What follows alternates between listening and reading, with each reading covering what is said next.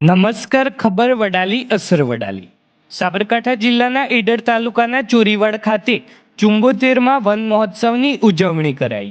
ચોરીવાડ ખાતે તાલુકા કક્ષાના વન મહોત્સવની ઉજવણી કરવામાં આવી ત્યારે GM પટેલ પ્રાથમિક શાળાના પટાંગણમાં તાલુકા કક્ષાનો 74મો વન મહોત્સવ ઉજવાયો.